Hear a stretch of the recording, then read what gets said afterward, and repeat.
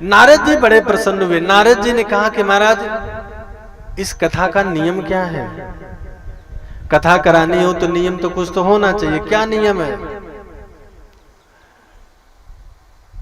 सनत कुमारों ने कहा कि महाराज नियम तो ये है कि 7 दिन तक यजमान को या श्रोता को निर्जला व्रत रख करके कथा सुननी चाहिए,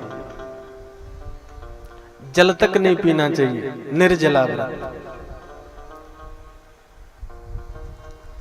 नारद जी ने कहा महाराज इतना कठिन तपस्या कौन करने वाला है, कलयुग आ रहा है। बोले अगर ऐसा नहीं होता तो आप ऐसा करें कि 7 दिन तक घी पी करके हम 7 दिन कथा श्रवण कर सकते हैं। नारद जी बोले महाराज कलयुग के लोग 1 चम्मच घी खा लेते हैं तो बीपी बढ़ जाता है, आप कह रहे हो 7 दिन तक घी पी करके कथा सुने, ऐसा कहां संभव है? कुछ और कोई मार्ग? सनत कुमारों ने कहा एक मार्ग और है, अगर घी पी करके 7 दिन हम कथा नहीं सुन सकते हैं तो 7 दिन तक हम दूध पी करके, गऊ का दूध पी करके हम कथा श्रवण करें। बोले महाराज कलयुग को लोग को 1 गिलास दूध पी लें तो गैस बन जाता है, विडंबना है। बोले कोई बात नहीं, अगर दूध नहीं पी सकते हो आप तो ऐसा करो कि 1 समय भोजन और 1 समय फलाहार, ऐसा करके आप कथा श्रवण कर दें। नारद जी ने कहा महाराज 1 समय फलाहार तो कर लेंगे लेकिन कथा में बैठे रहेंगे, मन में होता होगा कि शाम को पता नहीं कौन सा व्यंजन बना होगा, मन में लालसा लगी होगी। और कोई मार्ग?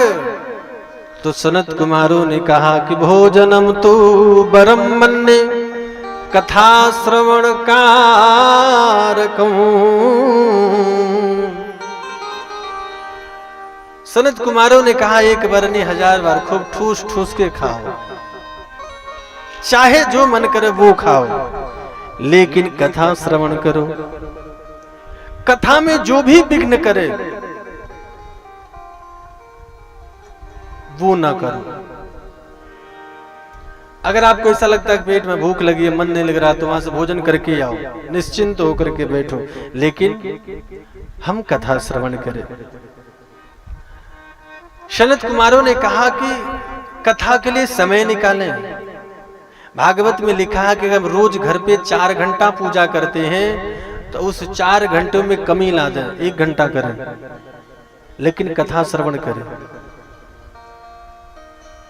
इस प्रकार से अगर 7 दिन तक कथा हो तो फिर वो जीव के लिए विमान आ जाता है। बोले महाराज कथा करानी हो तो कलयुग है, एक कथा कराने में खर्चा कितना आता है?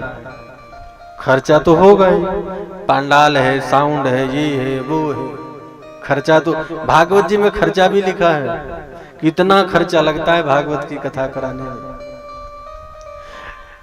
सनत कुमारों ने कहा कि भागवत में ये लिखा है कि एक पिता अपने बेटी की विवाह में जितना पैसा खर्चा करता है उतना ही पैसा भागवत की कथा कराने में लगता है। अब बेटी पिता के ऊपर निर्भर करता है कि वो 10,000 खर्चा करता है कि 10 लाख खर्चा करता है।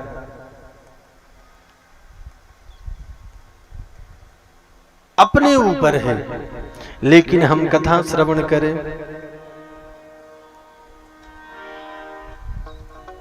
और जीवन में एक बार भागवत की कथा जरूर सुननी चाहिए।